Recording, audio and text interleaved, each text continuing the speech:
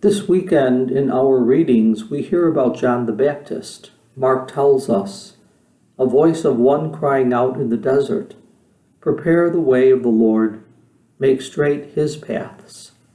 John the Baptist appeared in the desert proclaiming a baptism of repentance for the forgiveness of sin.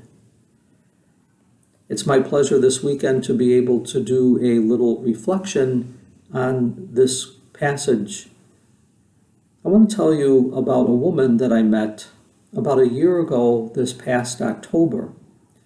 She was a religious sister by the name of Norma Pimentel. I was on a 3-day trip with Catholic Extension Society to see firsthand the missionary work that was being done on the border in Brownsville, Texas. Sister Norma, a 67-year-old Mexican-American nun, is a missionary sister of Jesus and also the executor director of Catholic Charities of the Rio Grande Valley. Sister Norma and her staff have assisted more than 100,000 migrants seeking refuge in the United States along the Texas border. Now, this October, I happened to open up Time magazine. And in the magazine, there was an article that listed 100 most influential people in 2020. And there were the expected names of leaders in politics and science, education, business, and the arts. But among those names was this woman who few readers had heard of, but I had the distinct pleasure to meet. Among those names was the name of Sister Norma. Sister Norma and her sisters began working with migrants 40 years ago. And at the time when I visited the mission, I remember her telling our group of priests that her experience marked her for life. In the article in Time, she told her story and about her profound sense of commitment and dedication that she has, making sure that she uses her voice for the immigrants, helping to protect life, defend life, in what she calls a humanitarian crisis along the border. She explains the reasons for them leaving their countries. The reason remains consistent. It is the gangs and how easily they are abused, Sister Norma explains. The gangs can easily break into their homes. They extort the families for money in order to leave the children alone. And if they don't have the money, they just take the children from their parents. And they know, the people know, resisting could potentially cost them their lives.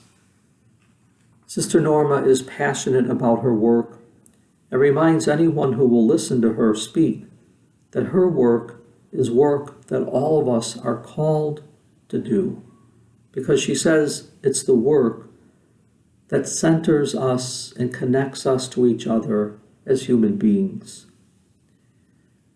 I share this little bit of information about Sister Norma today for two reasons. One, I was delighted to see her among the list in Time magazine, and to think that I had met her and actually had the opportunity to speak with her. But secondly, I tell her story because in her work, Sister Norma speaks a prophetic word of hope to terrorized immigrants and a word of justice to a nation they have come to seeking asylum.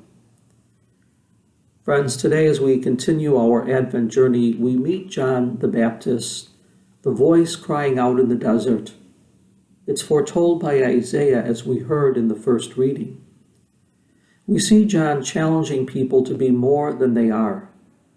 And John makes sure that the people know this. It's not about him. Rather, he says, one mightier than I is coming after me. We give thanks to God on this second Sunday of Advent for John the Baptist, the one who prepares us for the coming of Jesus.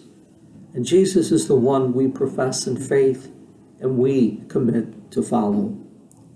And in telling the story of Sister Norma, I want to suggest that we think about and give thanks for all the John the Baptist. the men and women in our lives who have instilled in us a belief in God, a love for God, and an example of how, in simple and profound ways, we become heralds of God's great love, mercy, and compassion. The world needs to hear that message, and Sister Norma is an example of one working to make sure that message is heard. I think the question for us on this second Sunday of Advent is this: are we doing our best to live in the light of that truth? Are we doing our best?